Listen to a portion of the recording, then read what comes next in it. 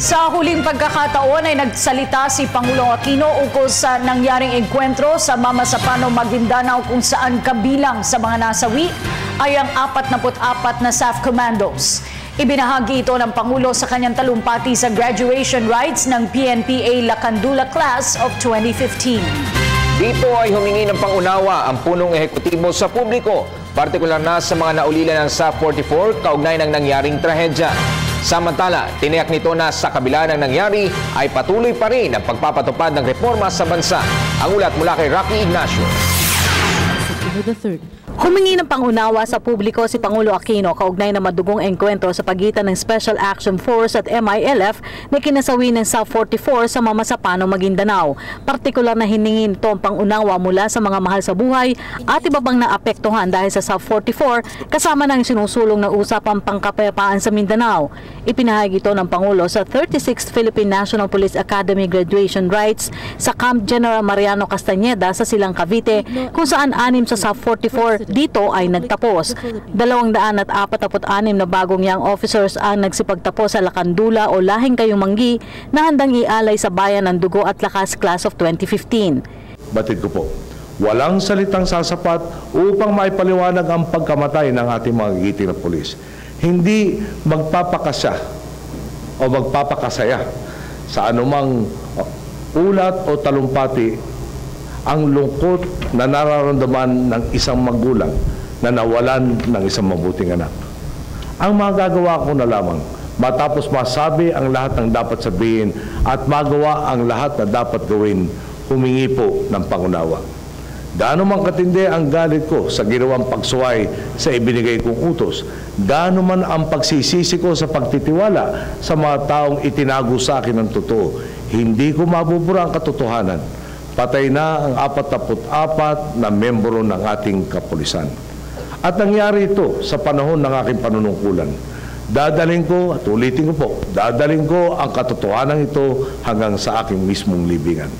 Bagamat aminado na ang ilan ay sarado ang isip sa katotohanan, sinabi ng Pangulo na ito na ang huling pagkakataon na magsasalita siya sa issue maliban kung kakailanganin ng impormasyon mula sa kanya ng iba't ibang investigating bodies. Nanindigan rin ng Pangulo na dadalhin niya ang katotohanan hanggang sa huling sandali ng kanyang buhay. Ang Board of Inquiry report at ang Senate report na nabuo matapos ang ginawa nilang investigasyon. Maraming tanong sa isip na ating mamamayan ang masasagot ng mga ulat na ito. Sumasang-ayon po ang dalawang ulat sa mga nauna na nating pahayag tungkol sa mga detalye ng operasyon. Sa katunayan po, pinagtitibay ng dalawang report ang ating posisyon sa simula pa lang na malaking pagkakamali ang kawalan ng koordinasyon sa AFP. Ang kinalulungkot ko, imbis na magtanong sa akin, ay naglagay ng spekulasyon ang mga gumawa ng ulat. May tatanong ko nga po, may tatanong nga po natin, paano naman makakatulong sa paglilinaw ng issue kung hula ang gagamitin imbis na facts? Maliban na lang kung may kailangan pang paglilinaw mula sa akin ang kinaukulan, ito na ang huling pagkakataon na magsasalita ko tungkol sa issue ito. Siguro naman po, hindi kalabisan kung ipapahayag ko rin ang aking punto de vista upang linawin sa inyo ang pinanggalingan ng mga desisyong ginawa ko kaugnay ng mga nangyari sa Mamasapano. Karapatan ninyong malaman ang buong katotohanan. Madalas kang nasasabi, the truth shall set us all free. Marahil po, ang pinakamahalagang kailangan kong sagutin ay isang tanong nagmula sa ama sa ating mga sa ama ng isa sa nasawi nating SAF Commando. Tanong po niya, bakit ninyo pinapunta doon ang anak ko? Bakit nyo siya pinabayaang mamatay? Naunawaan ko po ang pinanggagalingan ng ganito mga pahayag. Paulit-ulit kong binabalikan ang mga alam ko tungkol sa nangyari at iniisip kong kung nagkulang ba ako at kung may iba pa akong dapat nagawa. Bibigyan ko po ng diin.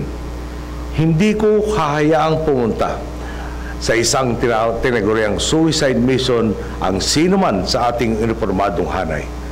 Kapag nakita kong lubang peligroso ang isang operasyon, ako ang pinakaunang magsasabing huwag na itong ituloy.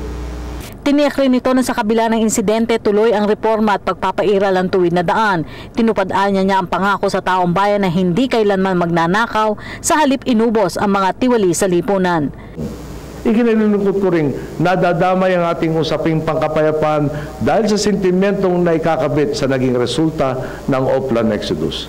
Sa bawat Pilipinong nabigo at nasaktan dahil sa mga pangyayaring kaugnay ng operasyong ito, buong pagpapakumbaba kong hinihiling ang inyong pangunawa. Bilang Pangulo, napakaraming usapin ang kailangan kong tutukan ng sabay-sabay na kailangan na agarang tugon at pagdedesisyon. Responsibilidad ko ang 100 milyong Pilipino sa loob at labas ng ating bansa. Opo, ako ang Pangulo, pero tao rin ako.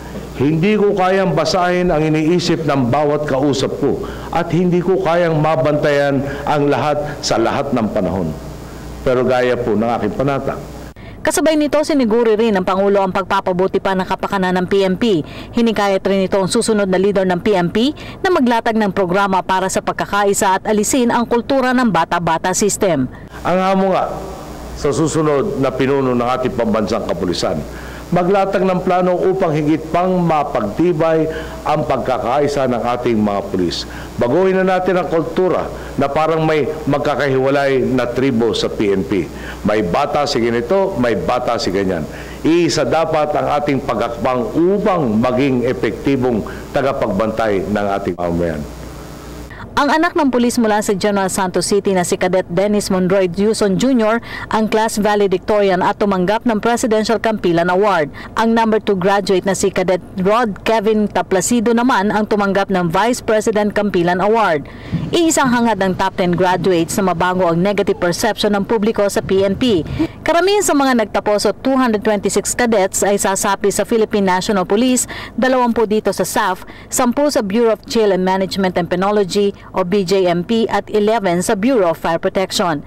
Ang Lakandula Class of 2015 ay binubuo ng 226 na lalaki at 20 na babaeng graduates. Para sa Telebisyon ng Bayan, Rocky Ignacio, Silang Cavite.